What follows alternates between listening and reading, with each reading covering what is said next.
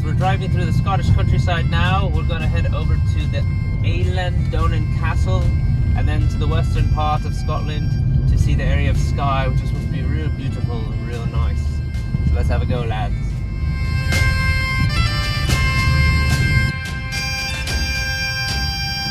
So in the rental car, the guy said, if you scratch the car but it's smaller than this circle, we don't care, we're not gonna count it.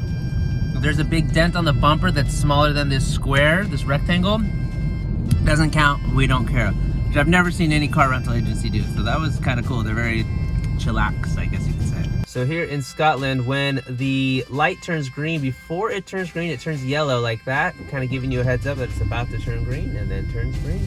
Driving through the streets of Scotland, of Edinburgh. I've been practicing my accent here, lads. So the accent here sounds real kind of like this here. Now lads, it takes about a week to pick up the accent here in Scotland, if you know what I mean. When you're driving in the countryside, lads, especially on the off-roads, you'll find the roads to be a wee bit tiny. So two cars sometimes hard to pass.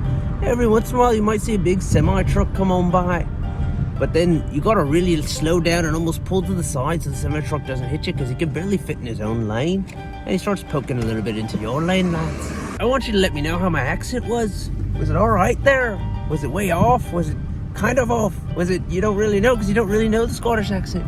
Was it maybe a little too Irish? I don't really know. If you're from Scotland, let me know. Would you buy it? Would you think I'm from Scotland based on the accent, not based on the look? I obviously don't look real Scottish. You're driving. Pay attention.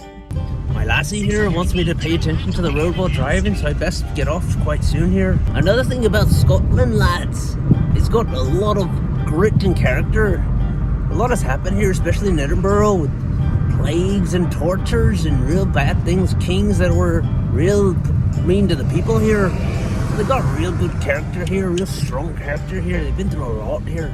So it's real nice to see the city now bustling, alive, having all kinds of festivals, celebrating, throwing parties here.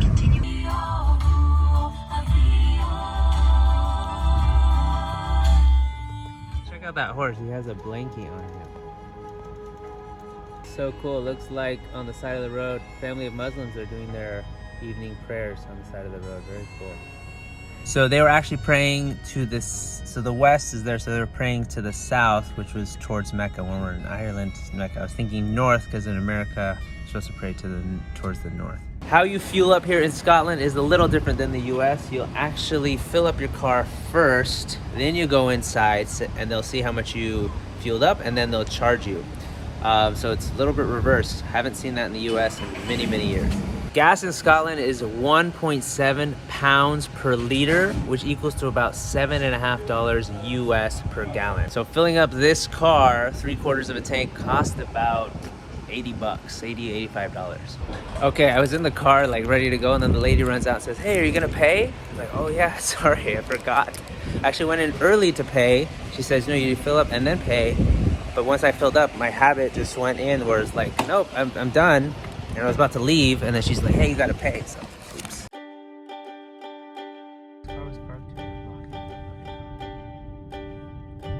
This is the flag of Scotland behind me. It is a blue flag with 2 white crosses. It's supposed to actually be the cross of St. Andrew, who was a martyr here. And apparently his cross was more of an X than it was a T shape. So St. Andrew is actually one of the disciples of Jesus, and he was crucified by the Romans, except when he was crucified, he asked to be put on a diagonal cross rather than a T-shaped cross. And he was buried for 300 years until a Greek monk received a vision from an angel to take St. Andrew's remains and move them to the ends of the earth. Well, the ends of the earth at the time was Scotland. In 832, there was a king of Scotland, King Angus, and he was being attacked by the Angles, and his force was surrounded on all sides, and he was outnumbered. So King Angus spent much time praying for protection, praying for victory, and he saw in the clouds a cross form in the sky. And what he decided was, if St. Andrews helped them to victory, he would name St. Andrews the patron saint of the Kingdom of Scotland. Sure enough, they emerged victorious. St. Andrews became the patron saint of Scotland. They also call it the Psalter, which also means the cross of St. Andrews. There are different reasons for why the flag is blue. One could be that the sky was blue when the king saw the cross. Another was They allied with the French. Scots and French have a strong alliance because they both have disliked England over the years, and the French flag at the time was blue. So the white on the flag is supposed to represent peace, and the blue is supposed to represent perseverance, loyalty, truth, things like that. They do also happen to have a second flag, not used as much, but it's this flag here when Scotland and England united, and the lion is supposed to be a symbol of strength. This is the Eileen Doran Castle. Don't think I pronounced that correctly. This must be the walkway up to the castle. I can only imagine back in the day when the horses would be riding through here up to the castle. Swords drawn.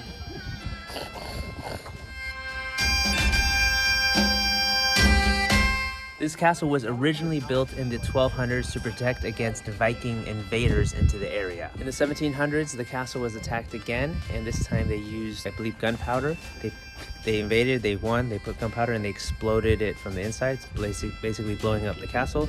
So it laid in ruins for 200 years until the 1900s, and then in the 1900s, one of the relatives of someone who used to own the castle came and restored the castle. It took about 20 years, and you have what you have now.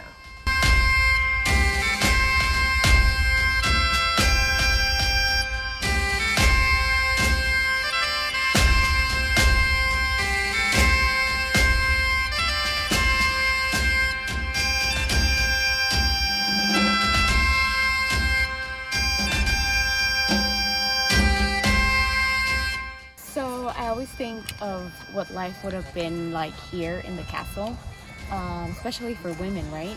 You think, oh, it's a castle, the princes, the kings, blah, blah, blah.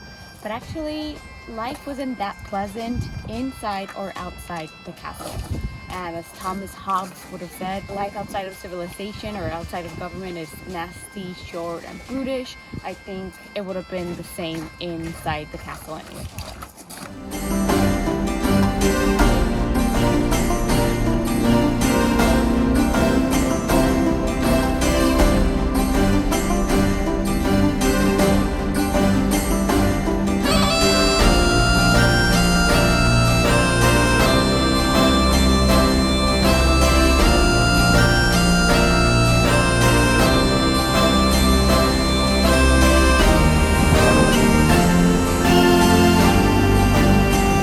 We are at the town of Portree, which is actually the biggest town on the western side of Scotland in the Isles of Skye area. And it's beautiful. You can see these beautiful buildings down here and this amazing lake behind us.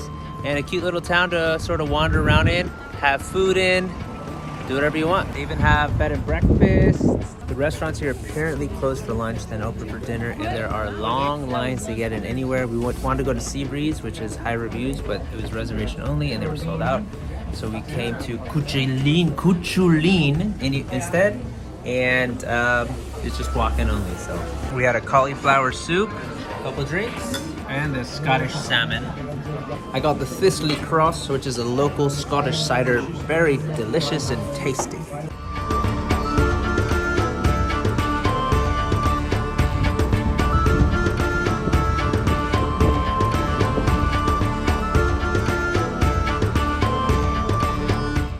Stopping by the town of Inverness, which is kind of like in the middle of the west side of Scotland. You can buy a schoolhouse for £375, 4-bedroom house for $365, 2-bedroom flat for £78,000. Definitely better than Southern California prices. Sometimes when we drive through these small towns, you're there for a couple minutes and it's small and cute.